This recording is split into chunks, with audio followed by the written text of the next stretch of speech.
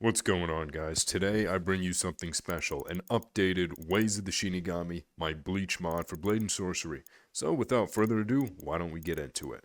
A couple of the new things are, obviously, we have customizations in our mod menu right here for Yamamoto, Getsuga Tensho, and just our general Bankai. And we have 7 different weapons at the moment. Now, of course, I do plan on adding a bunch more and upgrading these, but for now, let me show you what we have. Now that we have our trusty NPCs right here, let's start with, why don't we do Zangetsu to start? Obviously, a very beautiful model right here. We have a nice imbue that comes along with it. On collision, obviously, it's a sword. Dismembers super easy.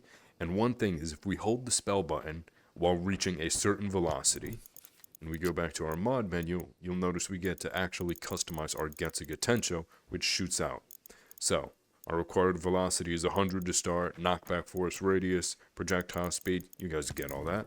So, while holding the spell button, we aim, and it shoots out, and on collision, it hits an enemy, they get knocked back for the moment, but that's what it looks like. Now, it's not absolutely incredible just yet, but one of the cool things that I decided to add was making it so you can actually customize the size of the Getsuga Tensho. And my favorite part is turning on projectile dismemberment while setting the cooldown to 0, because you can do something like this, shooting out infinite Getsuga Tenshos over and over and over. Yeah, it's just a ton of fun to use. Now, there aren't any sounds equipped to it yet, and that's what it looks like for the moment. Not perfect, but good enough. It gets the job done. And if we hold down the spell button for 5 seconds, you will notice we get our Bankai form. Sounds, explosion of blue, and honestly, this thing looks absolutely beautiful. And of course, has a nice imbue to it as well, which is perfect for chopping enemies into little itty-bitty pieces. But we're done with that. So, taking a look, we also have our Transcendent Tensa Zangetsu, which is what Ichigo uses when he's fighting against Aizen in his final form to use his Mugetsu. If we hold the spell button, when we hit enemies, not only does it knock them back, but it actually plays some particles on collision. And yes, it's customizable. You can hit them normally, nothing happens, but if you hold the spell button while you hit an enemy, it does the extra knockback. I just wanted to feel overpowered, like I'm actually in Bleach. So, I mean, come on. Nailing an enemy, just knocking them into outer space like that, that's just crazy. And of course, this one has a nice imbue as well, but if we want to spawn that in and just go, oh my gosh. We are done with that one. Let's check out what else we have. Ichigo's original sealed sword with a working sheath. I figured it would be something cool to add. It just looks super nice. We have our imbue right here.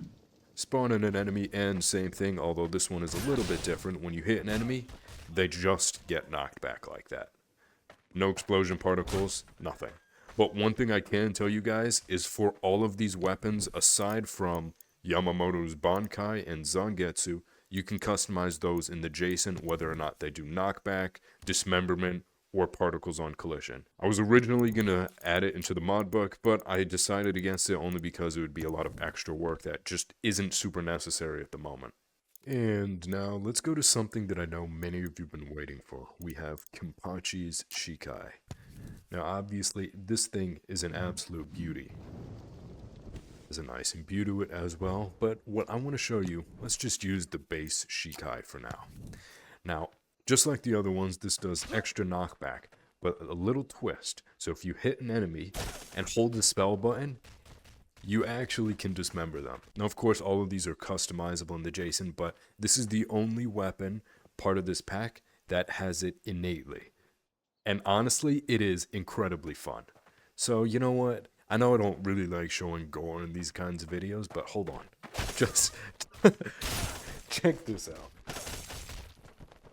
And I don't know how else to feel like Kenpachi other than just shredding enemies to pieces. Check that out. Like, come on. That's awesome. You can't tell me that's not. Okay, but enough of this. I know one thing that you guys have been waiting for is Yamamoto's Shikai and Bankai. So, we have our Shikai right here. Super cool. We imbue it, only this part of the blade. gets on fire, which I do really like. I think it looks beautiful like this. And if you hold the spell button, watch this. After 3 seconds, it transforms into Yamamoto's Bankai, which is always imbued by start, so on collision, check that out. Leaves the fire trail. When you pierce enemies, obviously it leaves the decals. If you press the spell button 1 time, you'll feel a vibration in your hand, and now we are in Bankai East, so it does extra explosive attacks. On collision, that's exactly what it does. Knocks everything back, and when you hit an enemy, no need to hold the spell button. It just instantly knocked all of them back a ton. Yeah, it's that overpowered. Has the proper sound effects and everything. Next one, press the spell button. Our blade gets lit on fire even more than it does before. Check that out. And we can customize whether or not we get lit on fire as well by going to the bottom of this and checking player on fire. Turning it off, we get turned off, but let's say you want player on fire off. It's lit on fire, and we are not. But in our case, I do want to get lit on fire. I think it's super cool. Just check this out. Okay. But now that our blade is lit on fire, on collision with the environment, we now can just light everything on fire. And something super cool about it is, despite there being all of these particles, I'm not suffering any lag whatsoever. And if you guys don't believe me, just check this out. Watch this. All of this, my video is still super high frame rate. And it's just awesome. Because these frames are actually pretty good. So what happens when you hit an enemy? Well, you hit an enemy, you light them on fire. It's pretty simple. You can customize everything about it, just like the explosion of the previous, which is Bankai East, knocking enemies back, and then this one, how much they raid around at pain for, or they flail, and then how long they get burned for. Now, this next one is a little bit different, so just stay with me, but watch this. So, if we hold the spell button, this is Bankai Sao. When he summons the dead, I guess they're dead enemies. So watch this. So as you're holding the weapon and you impale it into the ground, after every second or so, you spawn in another enemy. So you can customize this whether or not it is one enemy at a time or multiple, and how quickly they spawn.